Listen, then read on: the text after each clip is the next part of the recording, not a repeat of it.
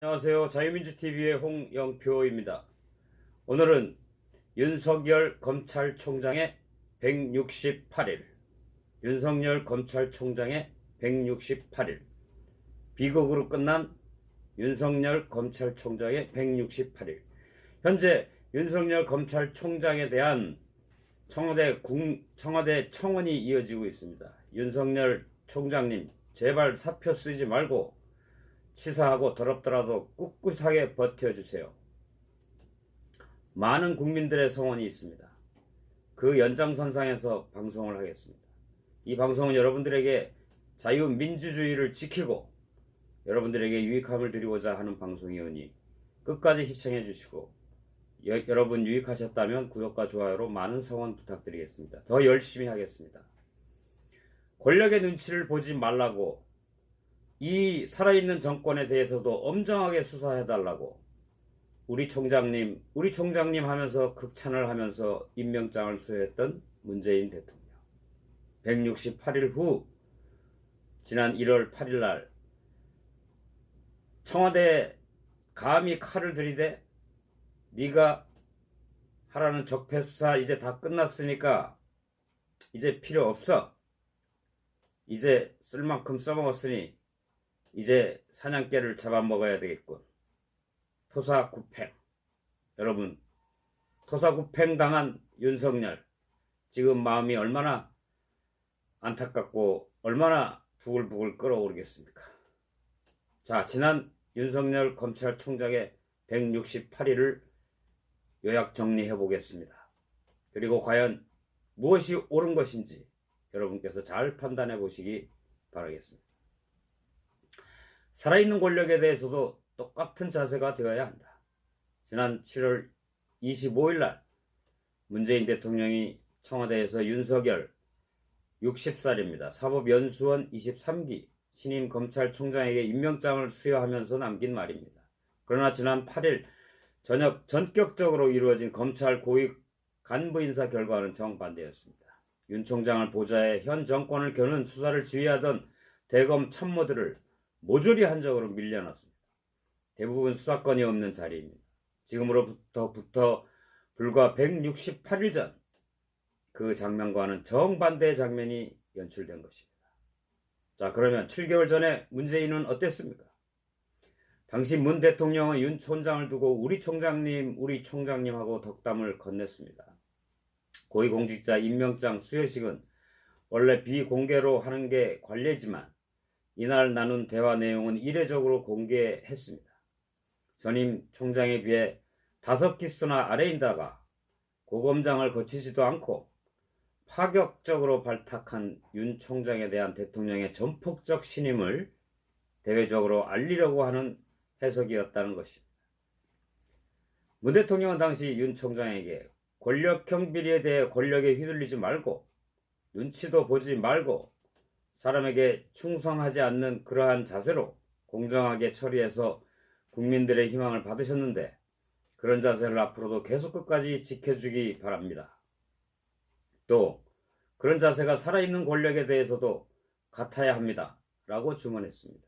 윤 총장은 취임사에서 모든 권력은 국민으로부터 나온다는 헌법 1조를 인용하면서 공권력은 오로지 헌법과 법에 따라 국민을 위해서만 쓰여야 하고 사익이나 특정 세력을 위해 쓰여서는 안 된다.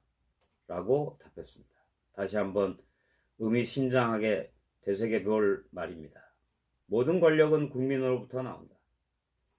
오직 헌법과 법에 따라 국민을 위해서만 쓰여야 하고 사익이나 특정 세력을 위해 쓰여서는 안 된다. 사익이나 특정 세력을 위해서 쓰여서는 안 된다. 여기서 윤 총장이 앞으로 혹시나 다가올 문재인 대통령의 그 살아있는 권력, 집권 세력, 그 세력을 위해서 쓰여서는 안 된다. 그런 의미를 내포하고 있었는지도 모르겠습니다. 그럼 언제부터 두 사람의 사이가 삐걱대기 시작했을까요? 불과 한 달밖에 안 됐습니다. 지난 8월 27일 검찰이 대대적인 압수수색으로 조 장관 일가 의혹에 대한 강제 수사에 착수하면서부터 임명한 지 한 달밖에 안 돼서 윤 총장은 수사에 강한 드라이브를 걸었고 인사청문회에 앞서 공직 후보자를 둘러싼 의혹을 규명하기 위해 검찰이 뛰어든 것 자체가 사상 처음이었습니다. 인사청문회 마지막 날 조국 교수의 아내 정경심 씨를 공소시한 만료를 염두에 두고 바로 전격 조사하지도 않고 기소해버린 것이죠. 그때부터 삐걱대기 시작했습니다. 청와대와 여권은 연일 그 이후로 검찰 개혁과 경고 메시지를 보냈습니다. 이때까지만 해도 검찰은 적어도 대통령만은 윤 총장을 신임하고 있다고 보았을 것입니다. 문 대통령이 윤 총장에게 검찰 개혁 방안을 조속히 마련하라고 지시한 지 하루 만에 검찰이 자체 개혁 방안을 재빨리 내놓기도 했습니다. 서울중앙지검 등 3개 검찰청을 제외한 전국에 있는 특수부 폐지, 외부 파견검사 전원 복귀, 검사장 전용 차량 이용 즉시 중단 등을 골자로 하는 강도 높은 개혁 방안을 제출하였습니다. 이즈음 검찰이 세월호 특별 수사단을 설치를 발표한 것도 일종의 친여권을 향한 유화책이라는 평가가 나왔었습니다. 그런데 왜 틀어지기 시작했을까요? 변곡점은 작년 11월 8일 청와대에서 문 대통령이 직접 주재하는 청와대 반부패 정책협의회가 열린 날이었습니다. 여기서 문재인 대통령은 이제부터의 과제는 윤 총장이 아닌 다른 어느 누가 검찰총장이 되더라도 흔들리지 않는 공정한 반부패 시스템을 만들어 정착시키는 것이다 라고 힘주어 말했습니다. 이때 텔레비에서 나온 이 문재인 대통령은 윤석열 검찰총장을 쫙 째려보는 그런 아주 보기 드문 그런 장면이 포착되기도 했었습니다. 그런데 또 다른 위기가 왔습니다. 검찰에게는 범여권이 만든 공수처 설치법에 담긴 독소조항, 수정안 24조 2항, 경찰의 고위공직자들의 범죄 인지 시 즉시 의무적으로 통보할 것. 이 독소조항이 담긴 내용을 보고받자 윤석열 총장이 격노하며 이례적으로 공식 대응을 지시했다고 합니다. 이때부터 조금씩 금이 가기 시작한 두 사람의 관계. 결과는 어땠나요? 윤 총장은 지난 1월 8일 전격 검찰의 대학살 이후에 대검 간부들과 저녁 식사를 하며 이렇게 얘기했다고 합니다. 우리 모두는 해야 할 일을 했다. 나도 사표 안 쓴다. 나도 내 맡은 자리에서 최선을 다할 테니 여러분 모두도 각자의 위치에서 열심히 일해달라. 그렇게 격려했다고 합니다. 현 정권이 검찰을 인사권으로 장악하려는 시도는 예견된 신호였습니다. 문재인 대통령은 벌써 8년 전 2011년에 김인회 교수가 쓴 책 검찰을 생각한다 해서 루신의 말을 빌려 검찰개혁을 두고 이렇게 말했습니다. 물에 빠진 개가 주인을 물지 않도록 하기 위해서는 끝까지 패야 했던 것은 아닐까 하고 노무현 전 대통령 시절에 추진했던 검찰개혁에 대해서 후회하는 듯한 발언을 했습니다.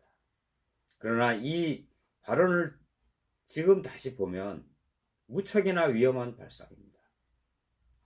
문재인 대통령은 노무현 대통령이 검찰의 강도 높은 조사를 받고서 그걸로 인해서 극단적 선택을 하였다고 주장을 합니다. 지금의 여권의 모든 인사들이 그렇게 생각을 합니다. 그러나 진실은 그렇지 않습니다.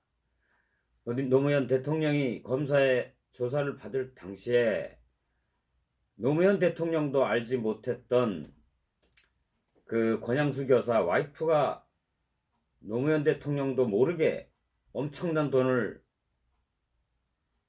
태광실업 박연차 회장으로부터 받았던 증거를 검사들이 들이미니까 거기에 놀란 나머지 여러 날을 고민을 하다가 극단적인 선택을 하였던 것입니다. 검사의 강압적인 수사라든지 검사한테 책임이 있었던 것이 아닙니다. 권양수 교사가 몰래 돈을 받은 것이 문제였습니다. 그런데 문재인 대통령과 이 친여 정부 인사들은 지금도 노무현 대통령이 검사에 의해서 극단적 선택을 해왔다고 주장을 하고 그렇게 믿고 있는 것입니다. 그래서 노무현 정부 때 더 검찰개혁을 밀어붙였어야 했다. 그런 후회를 하고 있는 것입니다. 그렇기 때문에 이런 표현을 쓴 것입니다. 물에 빠진 개가 주인을 물지 않도록 하기 위해서 그때 노무현 전 대통령 때 자기가 민정수석으로 있을 때 끝까지 검찰을 폐하했던 것 아닐까. 참 대통령으로서 너무나도 위험한 생각이라고 생각합니다. 준사법기관인 검찰을 두드러 패야 하는 존재로 인식하고 있는 대한민국의 대통령. 그 인식에서 이번 그런 대학살에 정말로 두드려 패는 그런 인사가 나왔습니다. 이 사태를 바라보면서 우리는 적어도 노무현 정부는 검찰의 정치적 중립성을 그래도 해치지 않으려고 나름대로 노력을 해왔습니다. 그렇게 평가를 합니다. 많은 전문가들이. 당시 노무현 정권 때 정권을 겨누어서 수사했던 불법 대선 자금 수사에도 노무현 대통령은 관여하지 않았습니다. 그래서 안희정 구속이 되는 결과를 맞이했었죠. 그리고 또한 사실 그 정부, 김영삼 정부나 김대중 정부를 돌아봐도 자기 아들들이 구속이 되는 마당에도 청와대는 검찰에 압력을 넣지 않았습니다. 이명박 대통령도 자기 형이 구속되는 마당에도 검찰에 뭐라고 하지 않았습니다. 그러나 지금 이 문재인 정부는 어떻습니까? 자기의 측근들이, 청와대에 있는 측근들이 좀 구속이 좀 될까봐 이렇게 난리법석을 띄우고 있습니다. 아니, 사실 그게 아니라 모든 국민들이 생각하는 바와 같이 울산시장 선거 공작 사건처럼 문재인 대통령이 몸통이어서 그런지 모릅니다.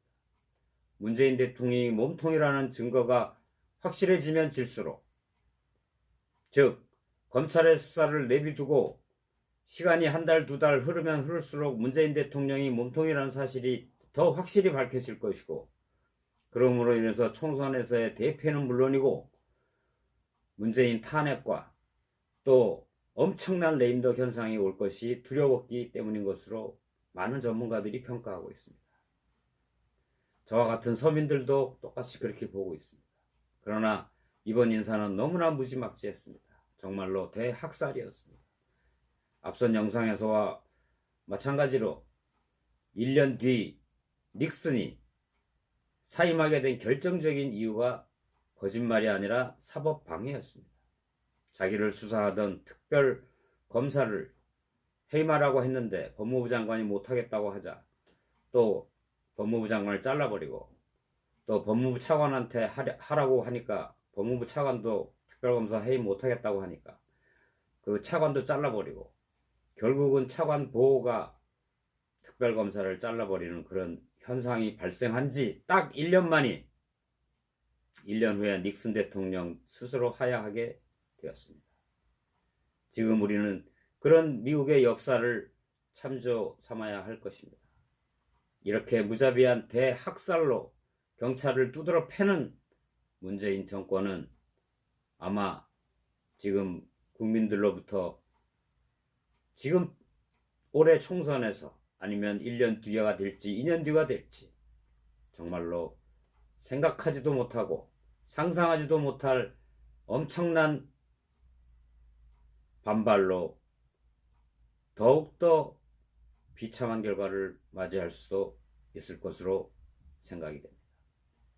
부디 윤석열 총장은 더럽고 안 익었고 거시기 하더라도 꼭 정해진 임기 2년을 채우면서 지금 많은 의혹을 받고 있는 청와대 문재인 대통령이 직접 지시한 울산 선거 개입 사건을 철저히 파헤쳐 주시기를 바랍니다. 민주주의에 꽂힌 선거, 그거를 대통령이 나서서 흔들어버린 울산시장 송철호 사건, 우리 국민 모두는 분노하고 있습니다. 우리 국민 모두는 진실을 알고 싶어합니다. 부디 윤석열 총장은 진실을 끝까지 파헤쳐 주시기 바랍니다. 검사는 나쁜 놈 잡는 사람입니다. 그게 저희와 같은 일반 서민이든 대통령이든 지위 고하를 막론하고 만인은 법 앞에 모두 평등하다고 하였습니다. 그 만인은 법 앞에 평등하다는 그 사실, 누구라도 죄를 지으면 벌을 받아야 한다는 사실을 윤석열 총장은 자리를 끝까지 지키면서 그 사실을 우리 국민들에게 보여주시기를 간곡히 부탁드립니다. 우리 국민들이 뒤에 있습니다.